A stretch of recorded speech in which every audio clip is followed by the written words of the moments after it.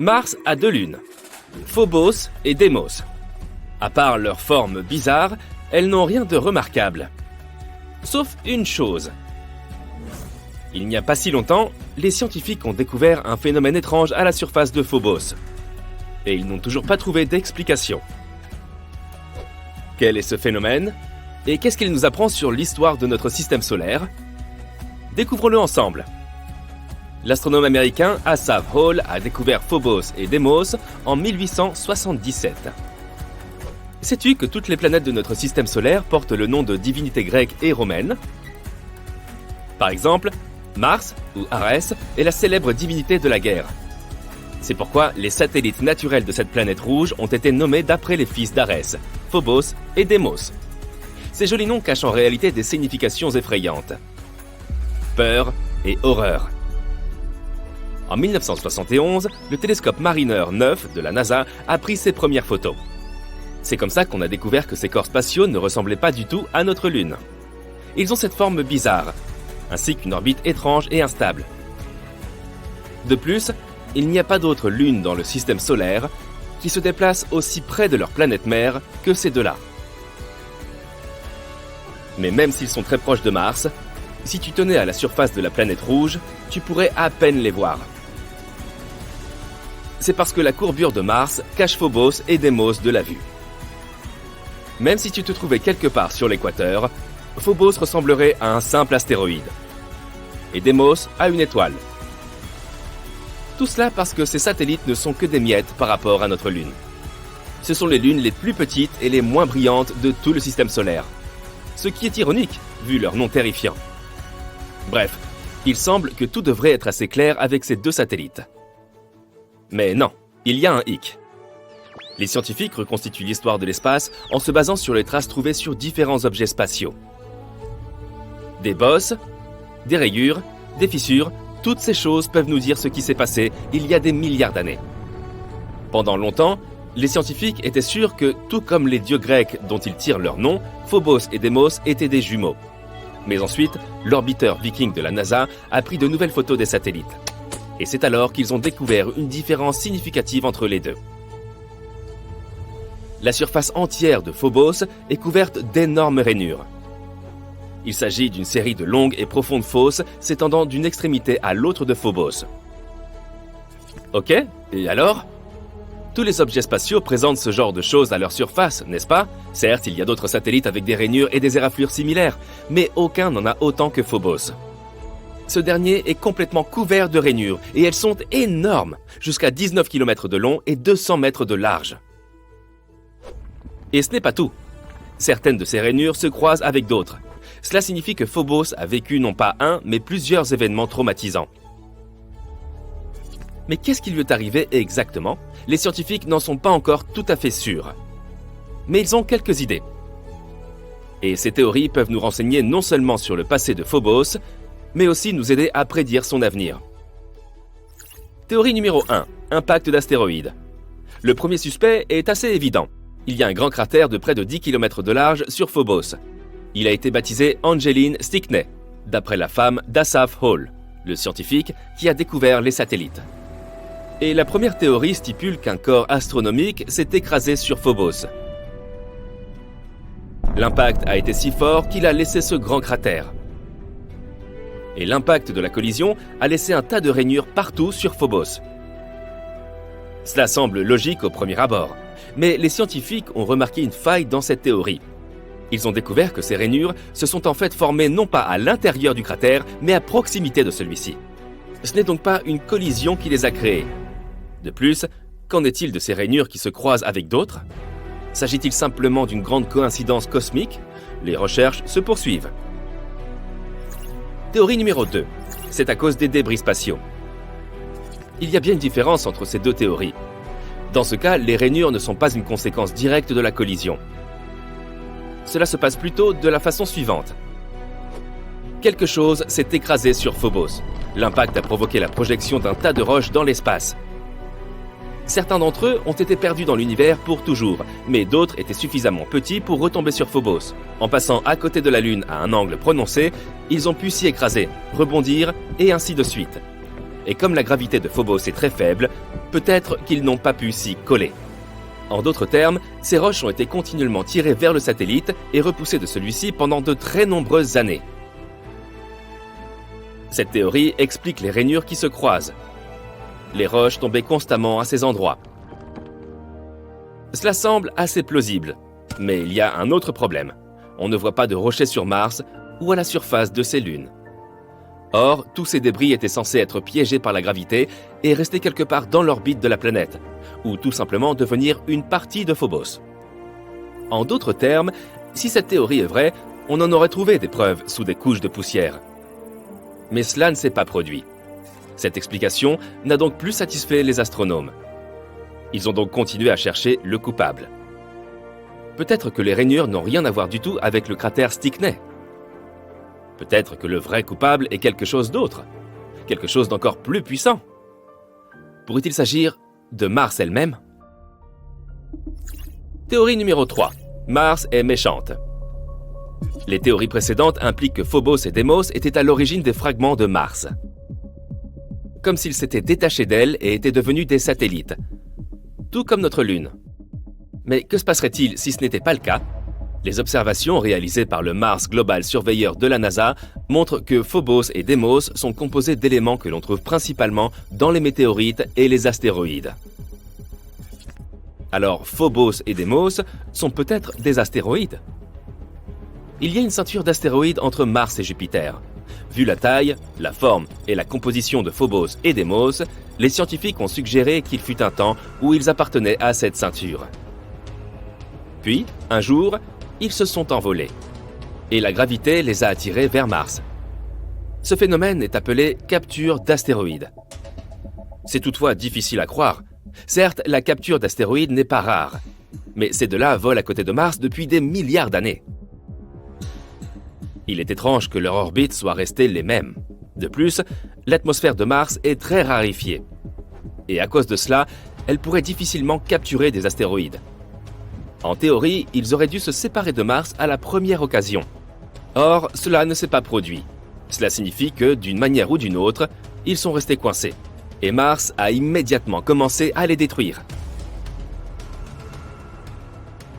Dans cette version, Mars s'avère être très méchante. En étudiant le passé, on a trouvé des preuves de crimes futurs. Les mystérieuses rainures de Phobos pourraient être causées par les forces de marée entre Mars et Phobos. La Lune et la Terre en échangent aussi, se déformant légèrement l'une l'autre.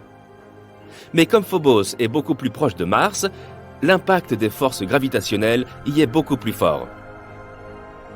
En d'autres termes, la gravité de Mars détruit progressivement Phobos. Tous les 100 ans, le satellite se rapproche de Mars de 1,8 cm. Il rétrécit aussi jusqu'à 2 mètres, devenant encore plus fragile et plus faible. Plus il devient petit, plus les forces de marée l'impactent, créant d'étranges rainures et rayures supplémentaires.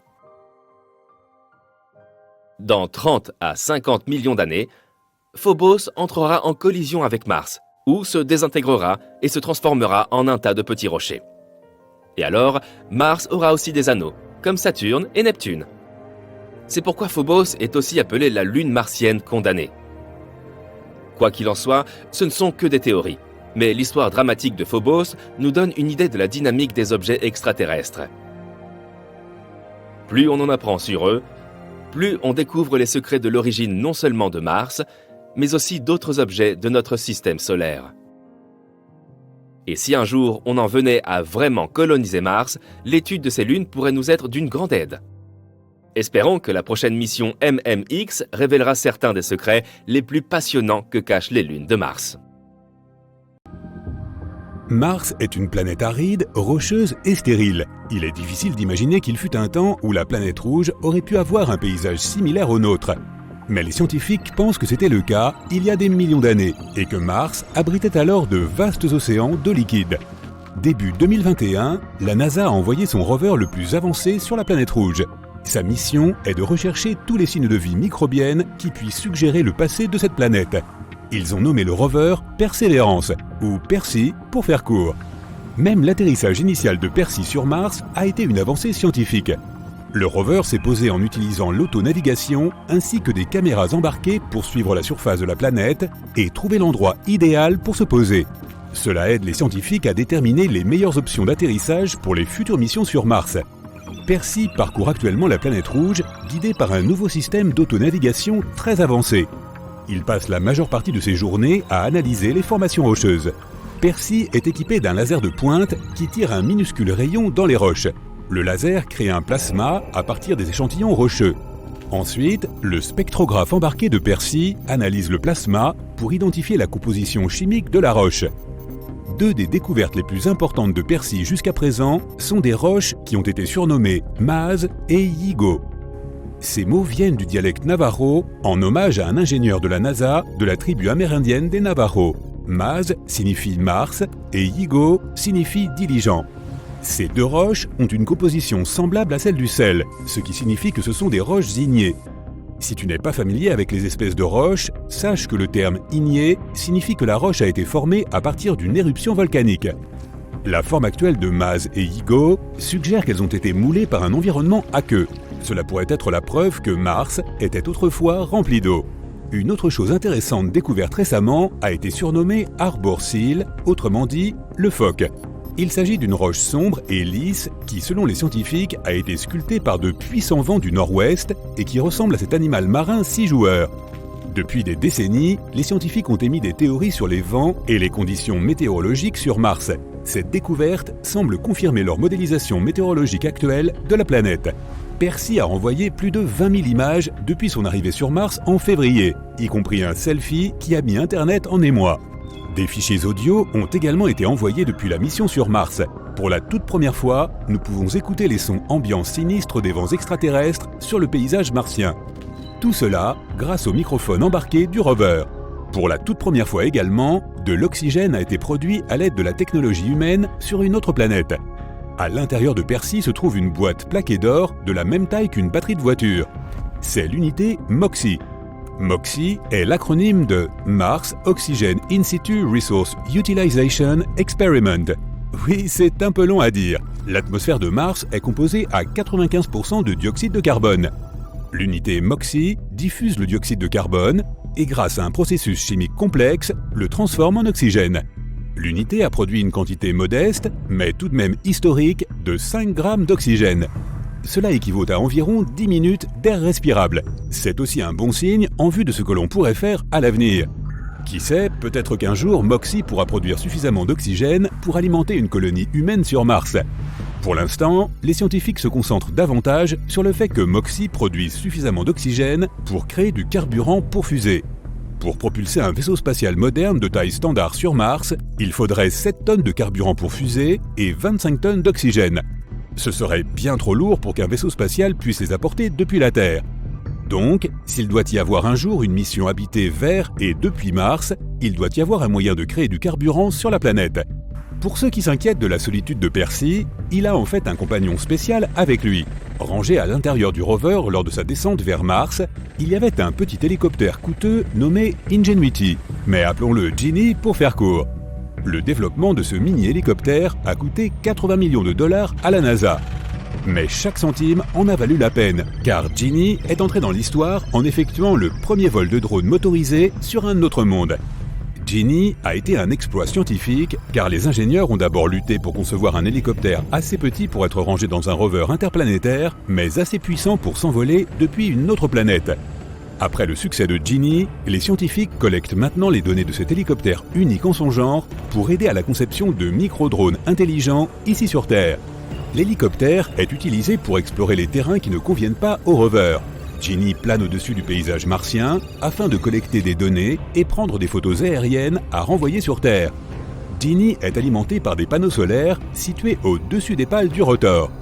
Les scientifiques craignaient que les panneaux ne soient recouverts d'une épaisse couche de poussière martienne et que l'hélicoptère ne soit plus alimenté. Heureusement, le flux d'air provenant des pales nettoie automatiquement les panneaux solaires de Genie.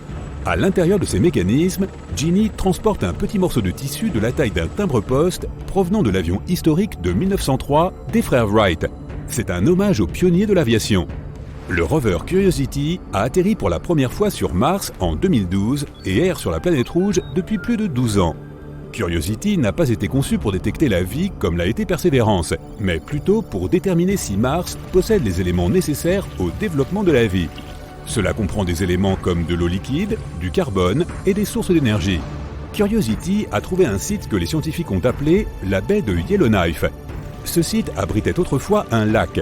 Le rover a découvert des minéraux laissés par les eaux, montrant que l'eau du lac n'était ni trop acide ni trop salée. Elle aurait eu un pH équilibré. Du carbone, de l'azote et d'autres éléments qui pourraient potentiellement soutenir la vie ont tous été trouvés dans le cratère de l'ancien lac. Et le plus important, c'est que Curiosity a trouvé des sources d'énergie potentielles pour la vie microbienne. Alors peut-être qu'il pourrait bien y avoir une vie sur Mars après tout. Curiosity est entré dans l'histoire en étant le premier rover martien à être témoin et à mesurer une tempête de poussière à l'échelle planétaire. Tout comme sur Terre, le vent souffle constamment sur Mars et érode les couches géologiques. Cela crée beaucoup de poussière qui finit par former de gros nuages. Les nuages de poussière absorbent la lumière du soleil et se réchauffent, ce qui rend les vents plus intenses.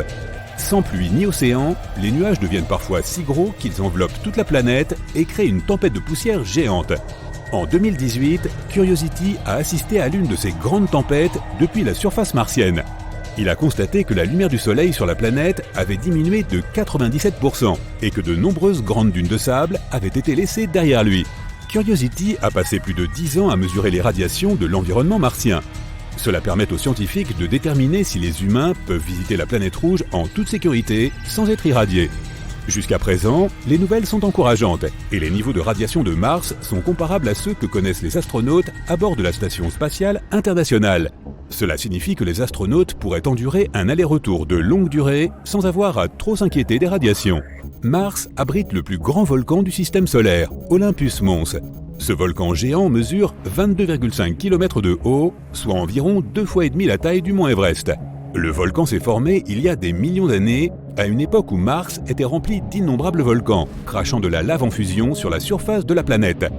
Olympus Mons est un volcan bouclier, donc plutôt que de cracher violemment de la lave et des flammes dans les airs, la lave s'écoulait lentement le long des parois du volcan. C'est ce qui lui donne son aspect bas et trapu et une pente moyenne de seulement 5%. Âgé de seulement quelques millions d'années, Olympus Mons est encore un volcan assez jeune. Pour cette raison, les scientifiques pensent qu'il pourrait potentiellement être encore actif.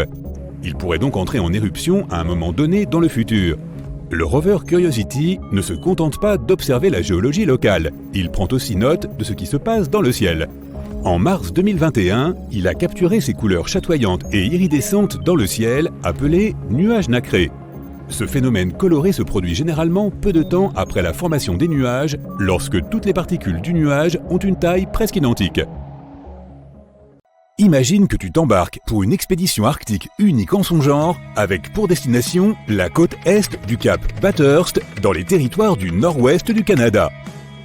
Il paraît que cet endroit n'a pas son pareil sur la planète Terre.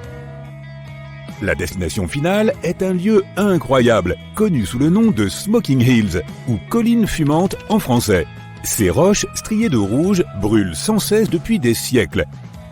On y trouve des minéraux qui n'existent qu'en dehors de notre planète, sur Mars.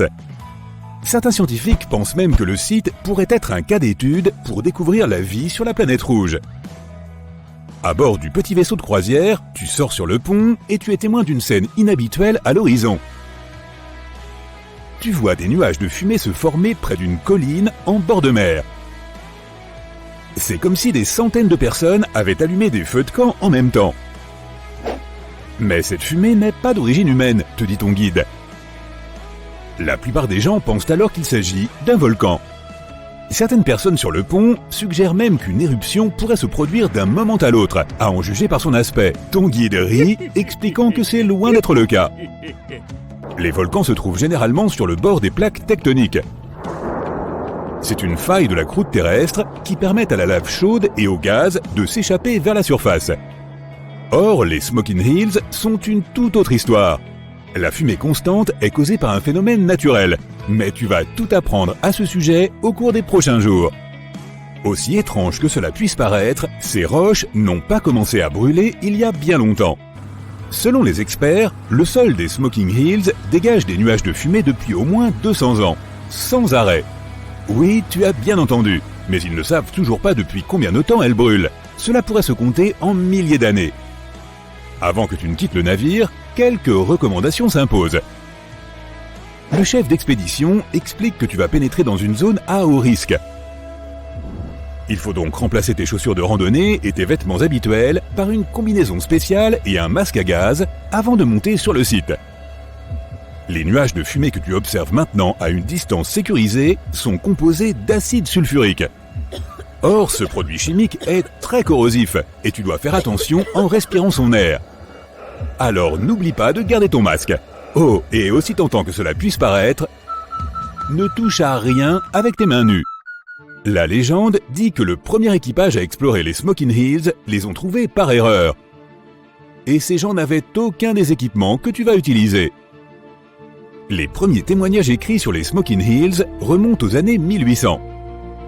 Le capitaine irlandais Robert McClure dirigeait une expédition pour retrouver l'explorateur perdu Sir John Franklin qui avait disparu depuis plus de 5 ans. L'équipage a pris une mauvaise direction en cours de route et est tombé sur ces rochers brûlants. Ils pensaient aussi qu'il s'agissait d'un volcan actif, tout comme toi, mais ils ont découvert à quel point ils se trompaient lorsqu'ils se sont approchés. Par curiosité, McClure a rapporté un échantillon de roche sur le bateau et on raconte que l'échantillon a fait un trou dans son bureau en acajou. Souviens-toi de cela quand tu auras envie de rapporter un souvenir à la maison. Il ne fera peut-être pas un trou dans ton bureau, mais il s'échappera certainement de ta poche ou de tout autre récipient que tu essaieras d'utiliser pour le récupérer.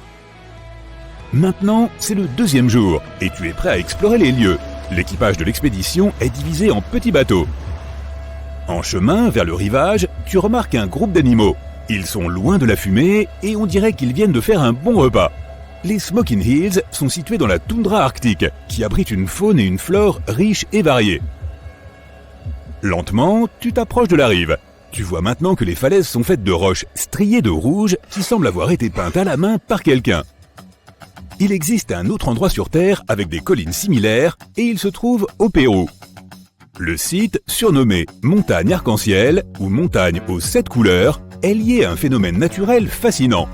Les montagnes ont été formées par la sédimentation de différents minéraux. Alors que les Smoking Hills sont principalement rouges, les montagnes péruviennes ont des bandes de couleurs lavande, or, rouge et même turquoise. Lorsque tu quittes enfin le bateau au pied des Smoking Hills, tu commences ton ascension.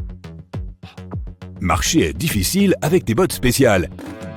Les semelles sont faites spécialement pour supporter des températures élevées, mais c'est vraiment difficile de garder l'équilibre.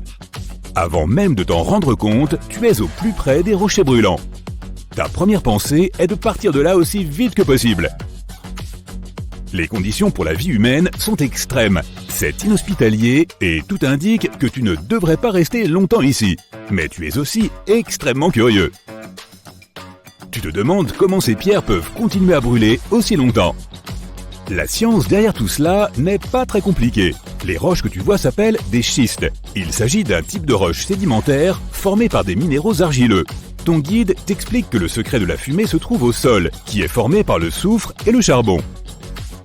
Lorsqu'ils entrent en contact avec l'oxygène, ils s'enflamment spontanément, libérant la fumée que tu vois. Les quelques étangs de la région contiennent une eau très acide. Les scientifiques affirment que cette région du monde est la seule à présenter un pH négatif. Cela signifie que cette eau est naturellement corrosive. Alors ne t'avise pas de la boire. Assure-toi d'apporter ta propre bouteille d'eau lorsque tu quittes le navire. Tu passes quelques heures sur le site, mais cela semble durer une journée entière.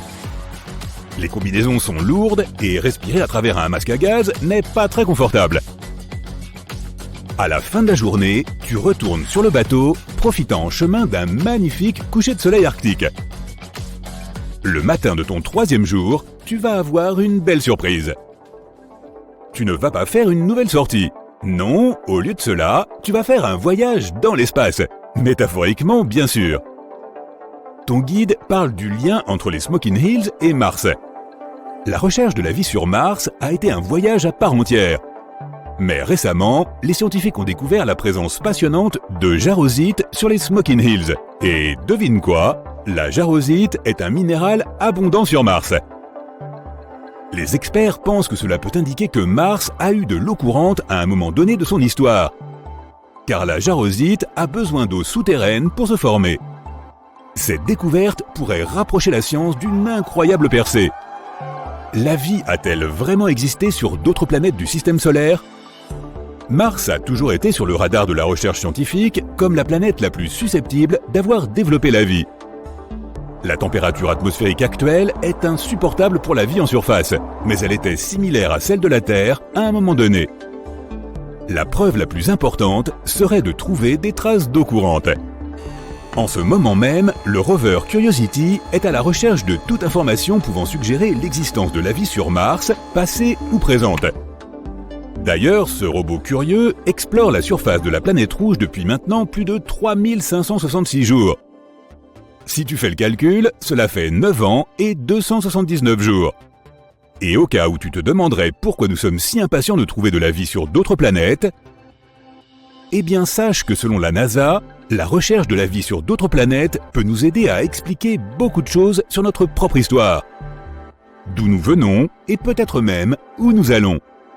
Et qui aurait pu deviner que les scientifiques pourraient commencer à trouver des réponses à ces questions dans la toundra arctique ? Excitant, n'est-ce pas ? Maintenant, c'est le 4e jour à bord du navire et l'expédition touche à sa fin. Il est temps de rentrer sur le continent. Tu viens de visiter l'un des endroits les plus inhospitaliers du monde, qui t'a certainement laissé beaucoup d'impressions. Il est désormais temps de nous dire ce que tu as pensé de ce voyage